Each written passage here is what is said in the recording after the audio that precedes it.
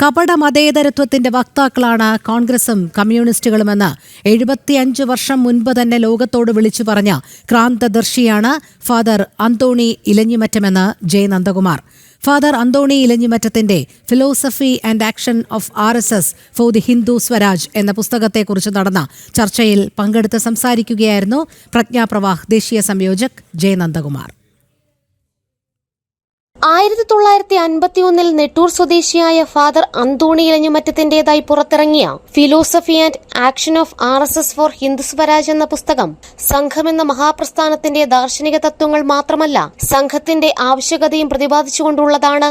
75 വർഷങ്ങൾക്കിപ്പുറം പുനഃപ്രസിദ്ധീകരിക്കപ്പെട്ട പുസ്തകത്തെക്കുറിച്ച് കൊച്ചി അന്താരാഷ്ട്ര പുസ്തകോത്സവ വേദിയിൽ വെച്ച് നടന്ന ചർച്ചയിൽ നിരവധി പേർ ശ്രോതാക്കളായി എത്തി. ക്രാന്തദർശിയായ ഫാദർ അന്തോണി ഇലഞ്ഞിമറ്റത്തിന്റെ RSSനെ കുറിച്ചുള്ള കാഴ്ചപ്പാടുകളെക്കുറിച്ച് പ്രജ്ഞാപ്രവാഹ് ദേശീയ സംയോജക് ജെ നന്ദകുമാർ വിവരിച്ചു.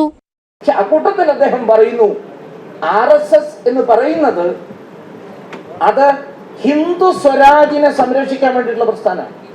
ഹിന്ദു സ്വരാജിനായിട്ട് പ്രവർത്തിക്കുന്ന പ്രസ്ഥാനമാണ്. ഹിന്ദു എന്ന് കേട്ടാൽ ചിലർക്ക് വിരൽ പിടിക്കും. പക്ഷെ അത് ആര് പറഞ്ഞതാണ് ഹിന്ദു സ്വരാജ് എന്ന ആശയം? മഹാത്മാഗാന്ധിയുടേതാണ്. മഹാത്മാഗാന്ധിജിയുടെ ആശയത്തെ നടപ്പിലാക്കാൻ വേണ്ടി RSS എന്തൊരു ആക്ഷനാണ് നടത്തുന്നത്, ഏത് ഫിലോസഫിയുടെ അടിസ്ഥാനത്തിലാണ് പ്രവർത്തിക്കുന്നത്? The action and philosophy of RSS for Hindu Swaraj. എത്ര അർത്ഥവത്തായ പേരാണെന്ന് ഓർക്കും.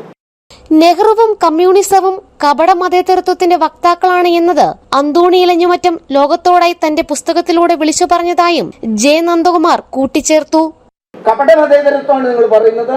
അത് നെഹ്റു പറയുന്ന സെക്യുലറിസവും അതേപോലെ തന്നെ കമ്മ്യൂണിസ്റ്റ് നേതാക്കന്മാർ പറയുന്ന, അത് PC ജോഷി ആണെങ്കിലും EMS നമ്പൂതിരിപ്പാടാണെങ്കിലും DT രണദിവയാണെങ്കിലും ഒക്കെ പറയുന്ന മതേതരത്വം തികഞ്ഞ കാപട്യമാണ്.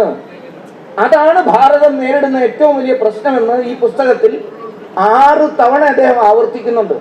RSSന്റെ സവിശേഷതയെക്കുറിച്ച് ഫാദർ ആന്റണി ഇലഞ്ഞിമറ്റം എഴുതുമ്പോഴൊക്കെയും പറയുന്ന ഒരു വാക്ക്, ത്യാഗത്തിനും സേവനത്തിനും പ്രാധാന്യം കൊടുക്കുന്ന ഒരു പ്രസ്ഥാനം. ആന്റണി ഇലഞ്ഞിമറ്റം അദ്ദേഹം ഈ പുസ്തകത്തിൽ ആവർത്തിക്കുന്നത്, ഈ പാരമ്പര്യത്തിനു വേണ്ടി ജീവസമർപ്പണം നടത്താനും അതിന് സമൂഹ സേവനം നടത്താനും മുന്നിട്ടിറങ്ങിയ ഒരു പ്രസ്ഥാനമാണ് രാഷ്ട്രീയ സ്വയംസേവക സംഘം. അതുകൊണ്ട് അതിൽ മാത്രമാണ് എന്റെ പ്രതീക്ഷ എന്നാണ്. ജനം, കൊച്ചി.